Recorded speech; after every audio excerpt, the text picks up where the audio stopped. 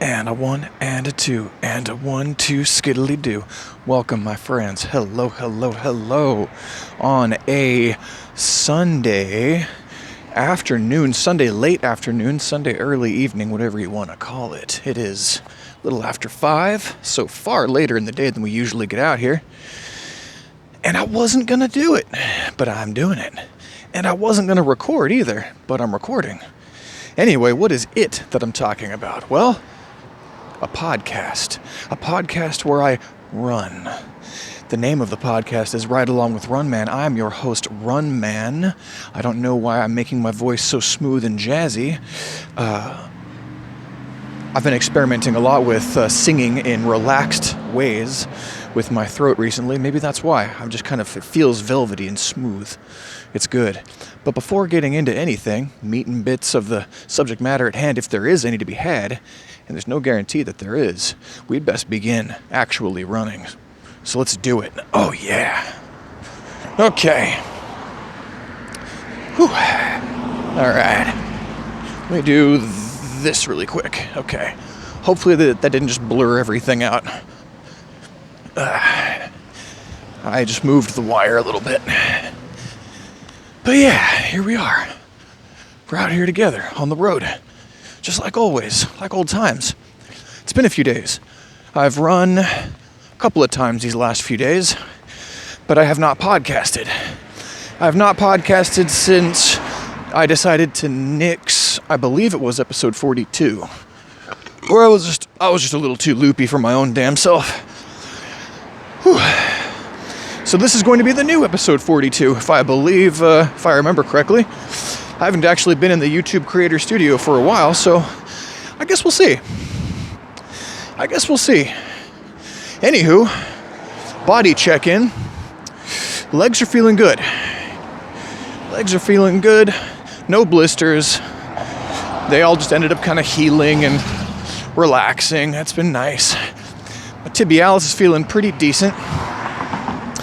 As said, I'm doing some food delivery at this point in time. And what that means is I am just gas pedaling all day long.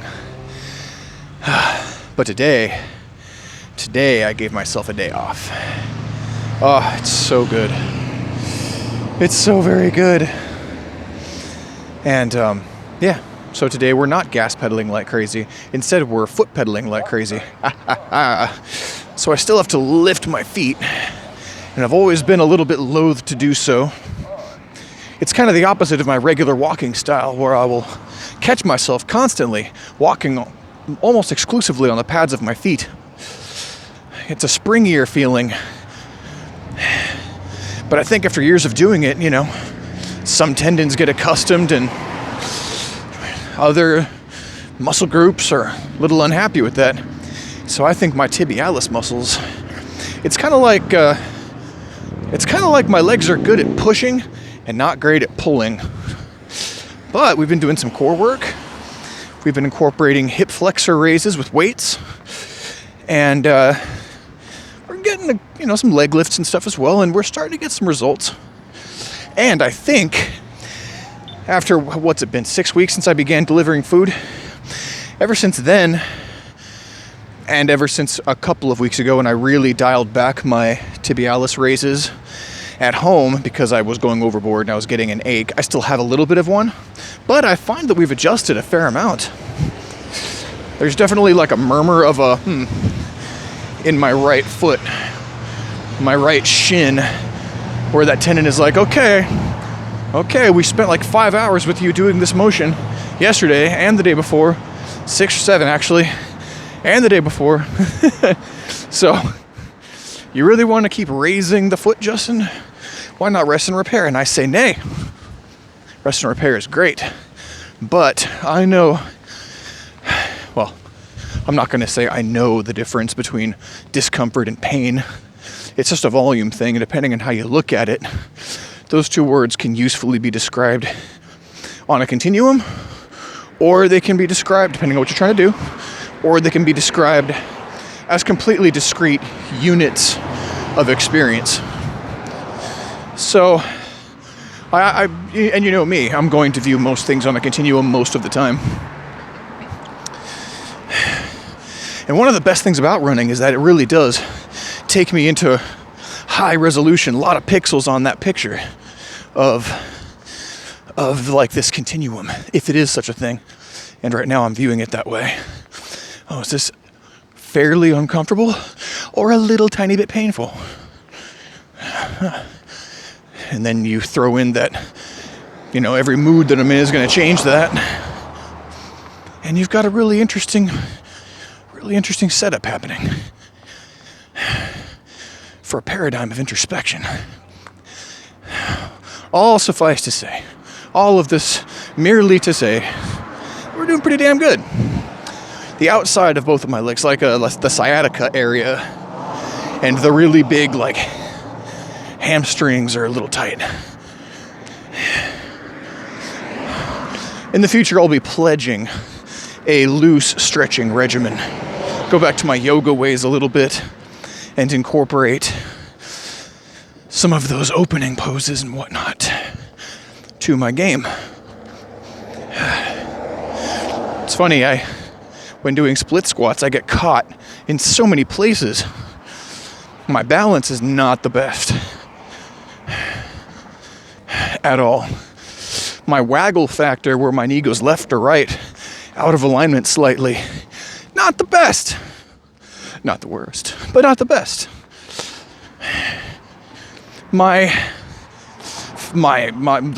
What's the word?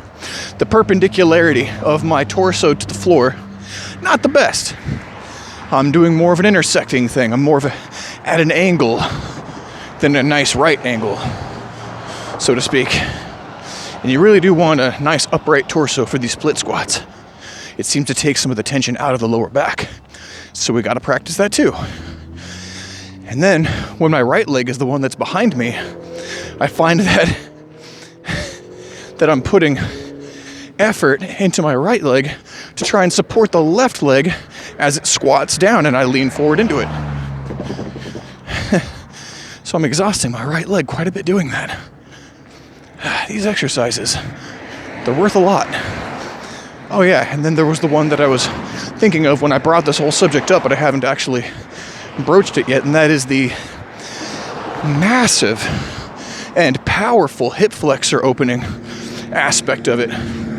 It's like a lot of the things that make the splits hard, who knew, make split squats hard. And I don't want to overstretch, but I want to test it.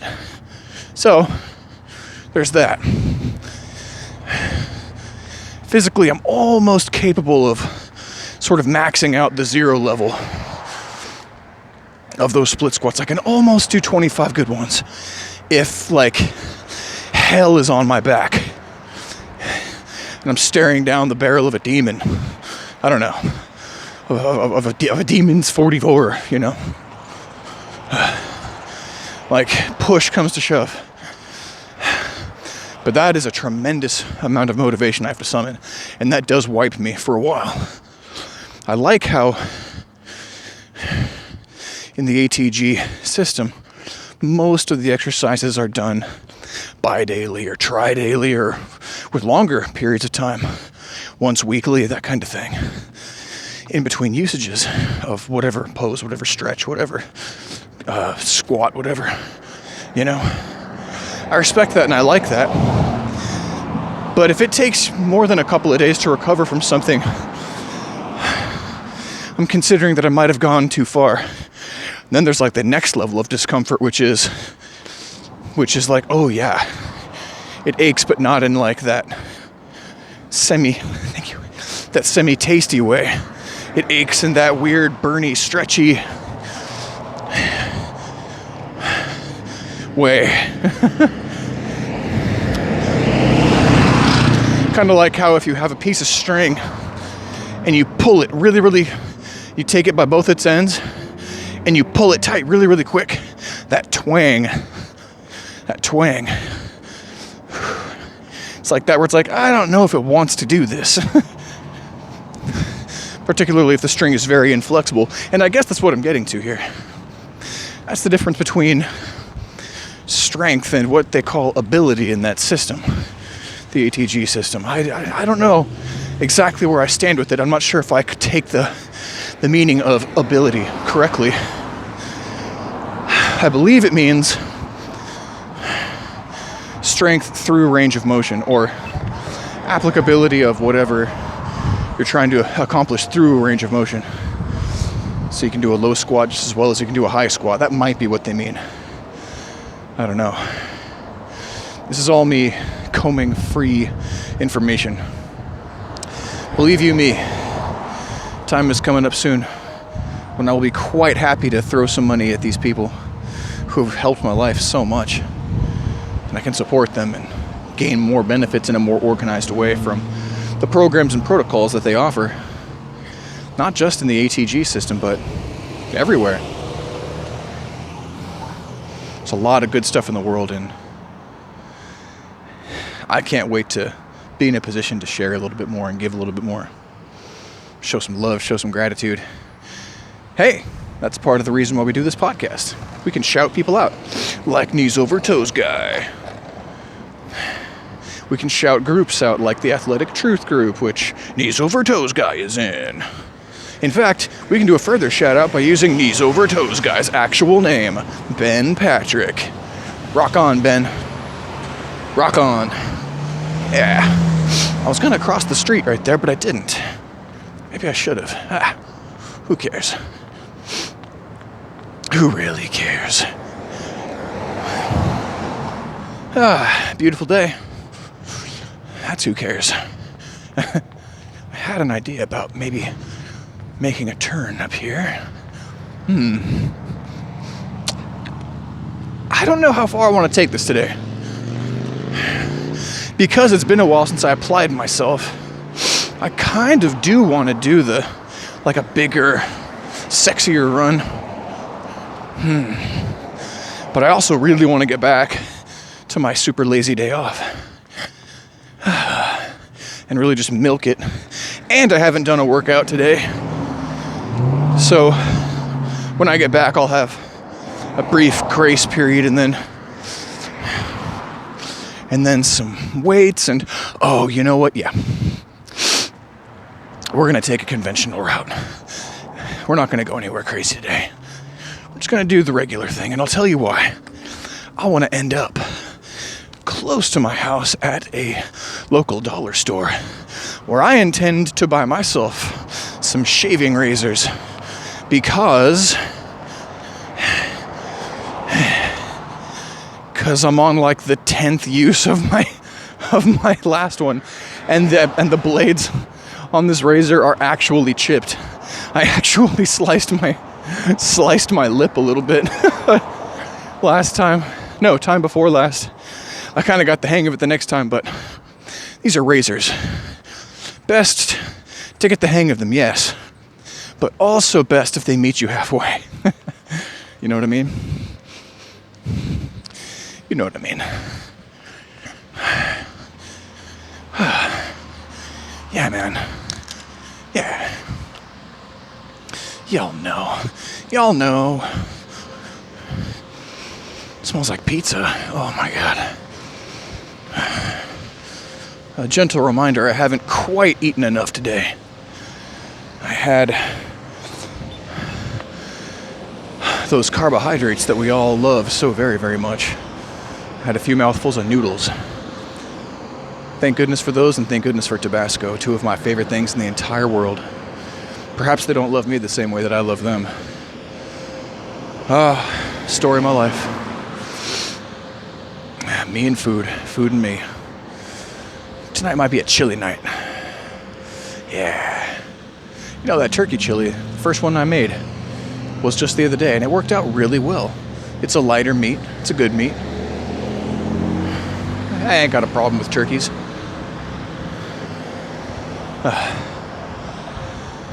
Yes. I've got stories. I got turkey stories if you guys want to hear. I don't know, though. I don't know. We got to feel the waters on this one. See if we want to rock and roll. I say I have turkey stories. I really don't. I have almost turkey stories. I was getting some gear together at one point because because my friend had a problem on his property. He lived out among the vineyards in my county, and there's some pretty stringent gun laws, even tiny caliber gun laws and such in that part of the state. And so I don't think you can even get a BB gun on these things. And these things were just wild and rampant and digging up plots, and anybody who wasn't a really well-funded, infrastructure-heavy vineyard suffered quite a bit as their veggie gardens and things got eaten up. This guy grew everything. He grew peppers and all kinds of stuff. And them and the raccoons, but mostly the turkeys. So we were thinking about he was thinking about getting good with a bow. I believe there was nothing against bows, but he was also like, realistically, I don't have time to learn how to use a bow that well. This is a problem now. I just kind of want to wade in there and fuck these things up. I was like, oh, Jesus. Well, I've got some armor of this and that. We do practice stick fighting here and there.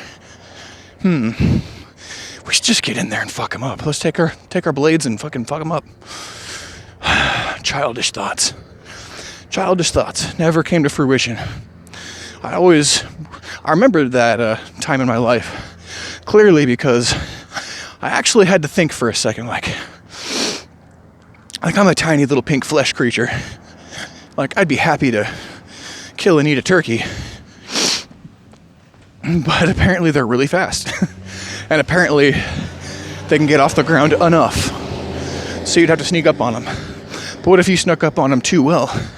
Suddenly you're surrounded by a bunch of these things and they're all freaking out at each other and at you. Total chaos.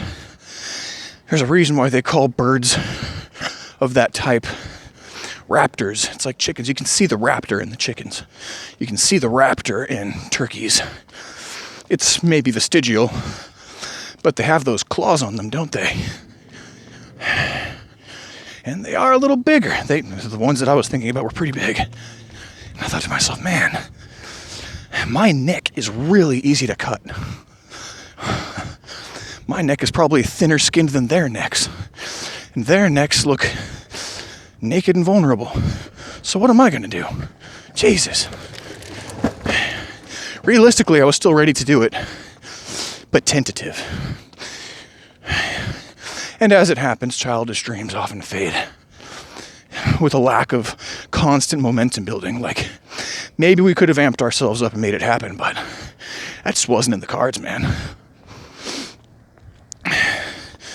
Besides the last time that I killed something, it was on accident. And if I can be so bold, I don't remember if I've said this on the Runcast before, but if I can be so bold as to say, that squirrel committed suicide using me. I stopped my car in the middle of the road as it entered the middle of the road. It stopped. I started. It started. I swerved. It changed its trajectory. That thing was determined to get under my tires. And it felt horrible. There was nothing that I could do. But I still think about that. That damn squirrel. Damn you. You vexing, depressed, acornless fuck.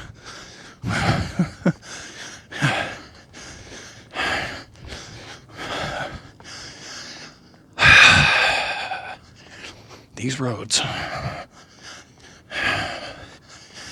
Yeah, so I don't often come to terms with animals in that sense. I'm thinking about it though, but I think there's a more honorable way to be that guy. Meleeing a bunch of raptors is a problem if you have better tools.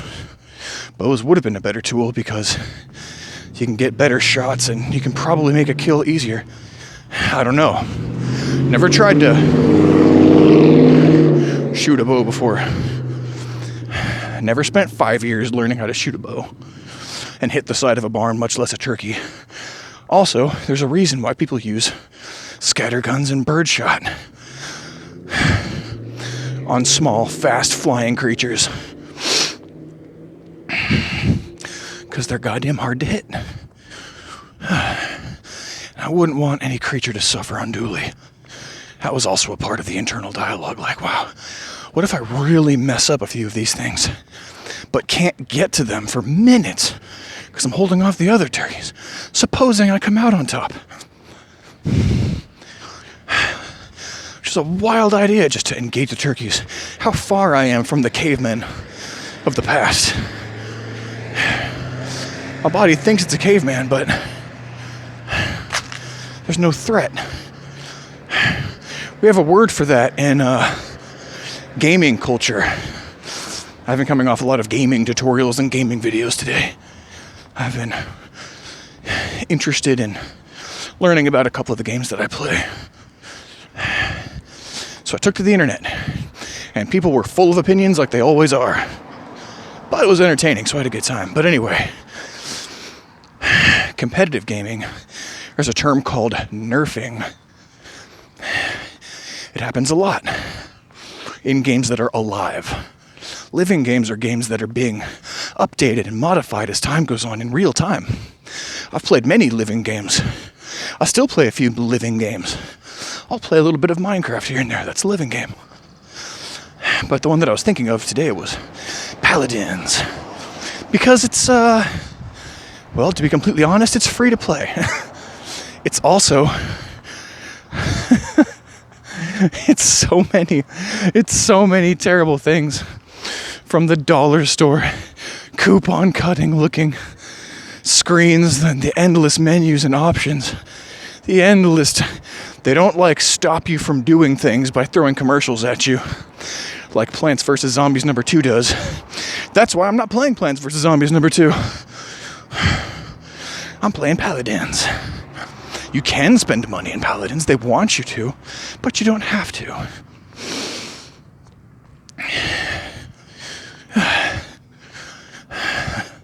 Anyway, the term is nerf.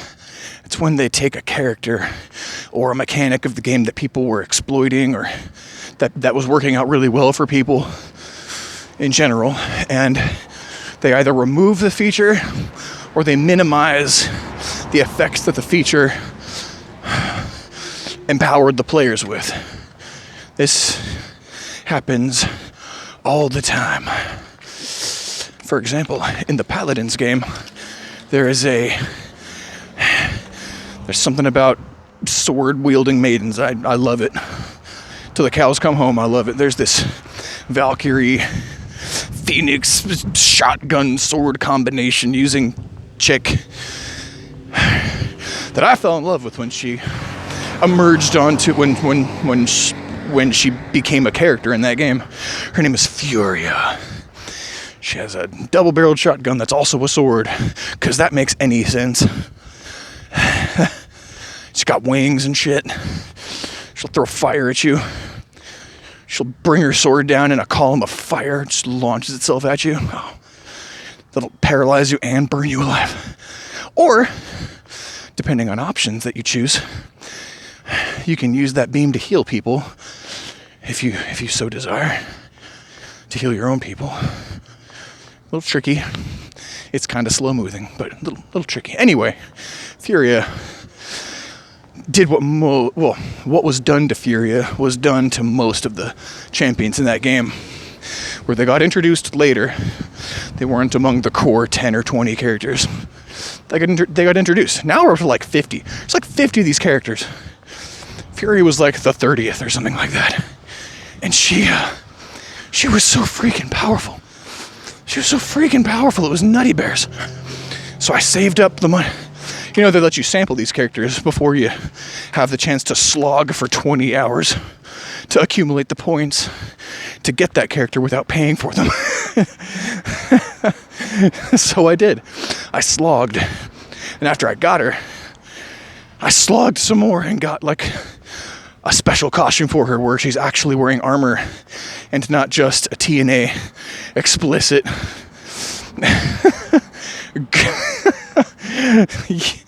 I guess battle suit.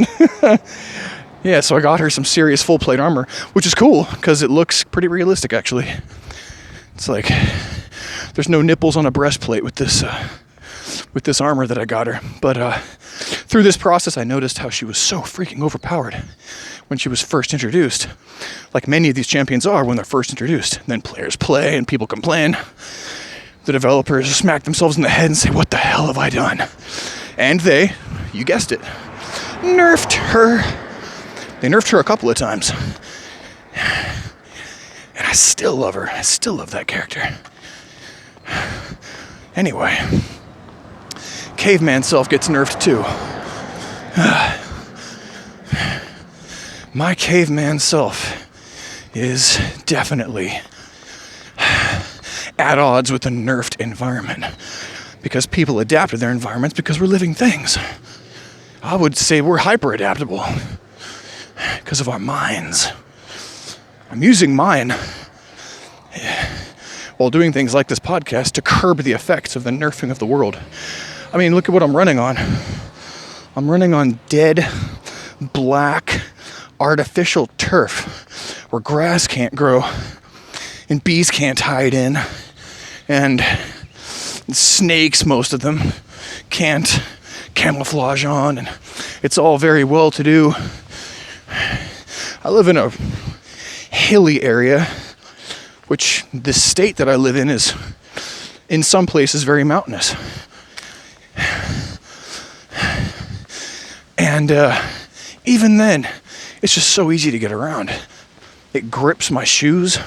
There's not a lot of slide, even when it's rainy, on this weird turf, this asphalt, this sidewalk.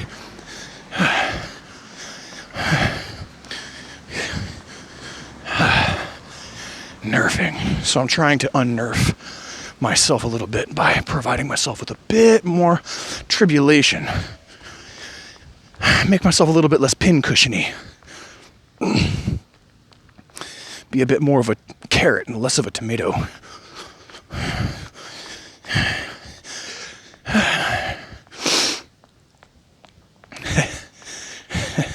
That damn game has been on my mind all day. Didn't think I'd talk about that on the podcast. But it's how you come to things. How you come to the knowledge that you have is interesting. And it's a part of your story. And I've got my story. I didn't know... I mean, I knew what Nerf was because there were Nerf dart guns in my childhood growing up. I never thought somebody was going to use that term to define the softening of atmospheric pressure on people or the softening of the environment to cater to those of us that are more vulnerable. Not cater. Let's use support. But, yeah, nerfing. Because a Nerf gunfight is a lot different than a gunfight, isn't it? A lot more people can play and live long enough to get good in a Nerf gunfight. That just is what it is. There's nothing wrong with it. I'm just saying, if I don't want to be a shapeless gummy mass, I gotta put down the Nerf gun. Probably means I should be at the archery range or the firing range, learning how to be responsible with tools of destruction. I see that happening at some point in time. Because I would like to participate in the food cycles of the world. The natural ones. Predator and predated. And I would like to do that honorably. I really like the way the guys on Meat Eater do it. They bring their tags. They bring people they trust. They invite each other places. They pack meat up with each other and help each other get these animals processed through long hours in hard terrain that is not nerfed or is semi-nerfed, let's say. Humans have an impact on the environment, is what I'm saying. It's not the only thing. I don't think it's the strongest thing in a lot of cases. But we do thin populations and allow other ones to go fallow.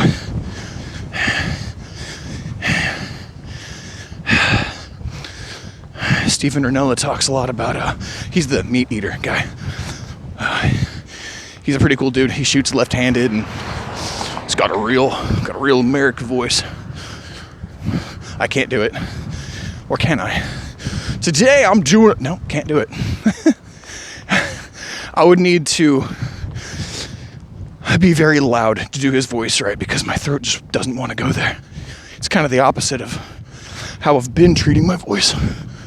But anyway, Steve has like this mad fantasy about the first time he ever gets a grizzly bear. And he's been on many hunts, but has never gotten one because the feeling has to be right. And he's never felt quite right, even when he had the shot. And I admired that. The feeling of it, the love of the thing, the proper honor. Like there'll be a right time. He's done like 4 hunts now where he's been after grizzlies. But because he found one playing or sunbathing in too human looking away, just didn't have the right feeling. Even though he had the right tags, it was the right kind of bear, the right age, everything. Many times he's just not taking the shot because there's just something deeper than that. He has enough food. He has the luxury of not being on a starvation-oriented, motivated adventure here. That would be a different story. But there's just something about that. It's like, go from your heart. I like that. I would like to hunt from the heart sometime. And put everything I've got into making the perfect shot. And then, having some people around during the 20, 30, 40 hours to pack in and pack out together. That's a cool idea. Togetherness. I don't know. There's just something there. And it's a world that I'm not into right now, but man, I taste it. I taste it on the wind. It's coming. A lot of great things in this world are coming. A lot of great things are here. I mean, look where we're at. Freshly tilled field, all cut down so as not to be such a fire hazard. It's been above 100 a couple of times these last few days, but then it always just plunges at night to a very reasonable